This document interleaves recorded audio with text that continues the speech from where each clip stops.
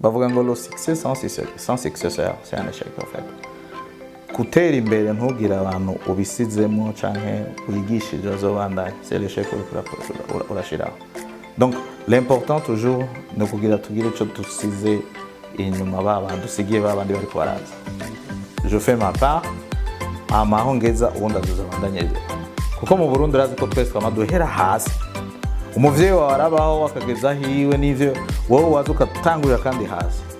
On n'a pas cette attitude canke iyo capacité yo kubandanyiriza aho abavyeyi bagarukirije. Iyo continuité umenga nikizira muri communauté yacu. Urumva hama rero je ndibaza ko arico kinasigura igituma le développement il est lent muri Afrique en général. Umuvyeyi arabaho agatunganirwa abana biyo bamobserva gutya ntibazi lo moteur yatumye atunga ntibazi inzira yaciyemo ntibazi le défi ntiyanabibabwiye. Donc wanashaka yaranabakuye mu Burundi abatwara muri Canada abakura mu Burundi abatwara muri Amerika bawe ubuzima bwiza parce que yararondeye. Donc uko niko ya définisa le succès. Amaze gufa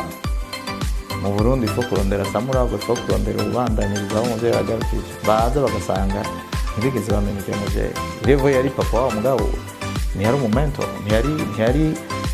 ntiyabigishije comment ntiyabahaye les vrais ntibigeze banamenya n'ibyo akora. Ntibigeze banamenya babona ubutunzi buhari imiduga ihari amazu yuzuye wime mutama yaciye ubwira bikora parce que le mécanisme yo kuwashika niyo tugiye kuza twigisha n'abacu avuga ati naho dutunze gutyo mutama yahuye n'ibi muri inzira yaciye mwabonye ko ariyo nziza. Urumva ni gute none gevara two kuyumvira guteza imbere igihugu tutiyumviriye kwanza guteza imbere cette vision tukanavuga ati okay iyi vision ndayihaye generation zitatu zizonkurikira cette façon yo gupasisha iyo vision ya kuri generation zitatu zizonkurikira parce que le développement du pays c'est ça s'étale sur les années nibigarukiraho wowe uzopfira tuvyumvikana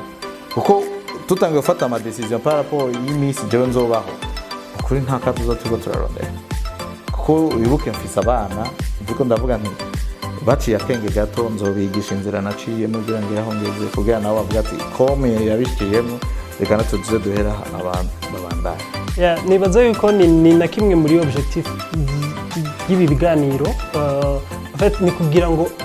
exactement abantu bumva ati kijya kintu kiri hajya kijya kintu twarakibonye hariya mugabo kijya kintu cyahuye n'izihe ngorane ariho benshi tumvise tuzi amazina yabo mugabo atakintu rero baraduhereza kugira tumenye inzira iyo baciye. Ukuri ndakamo ndabateye kuri abantu bazwi ko bemewe muri buno Burundi reka mvuga Burundi twari bwo turi mu niyo tuva nibagerageze basohoke mu gacerere barimo batubwire baduhanure ndiko no bivuga sivyo baduhanure baduhe umuco mu buzima mu baciye kuko gufata kimwe kikaba 10 ejo 10 kabijana bisaba impano bisaba no kuri vyinshi. Alors twebwe sinibaza yuko hari ubutunzi bwa giturumbuka bushikira umuntu kuko ni benshi baronse vyinshi uno musa atashobora gifisa mugabo amazina tuzi abantu bakomakomeye ntarinze kuvugira ngaha bo dufasha bagasohokaho bari kuko umva umenga umurundi ntakunda kuvuga umenga bari ko arivuga kwivuga naho umenga no kwishima naho umenga ntibiboneka neza ntitubasavye gusohoka batubwira amatungo bafise uko angana kuko ari amazina uvuze tina pas besoin yo kuvuga ati umaziki turabizi biraza selme cyo dushaka nibaze batubwira ati rero twebwe twari mu Burundi bugoye twifata gutya uno munsi turababana ico twosiga mu maboko y'abari nyuma yacu mwebwe abajene muri komurance non serait-ce qu'il y a leçon est-ce que c'était du sérieux est-ce que c'était du courage est-ce que c'était de l'intégrité est-ce que c'était de l'honnêteté donc tubwire en gros nibiki byatumye bituma wewe uba wewe uno munsi nanje mvuga ati nanje reka nkurikira kararo kanaka. Bon Thierry, merci cyane urumva yuko utunatumira n'abandi bantu benshi peut-être twagenda kubegera tubatumira muri kiganiro tugenda tubabwira ati numita ubutumire bw'umuntu yarabasabye kuza kutubwira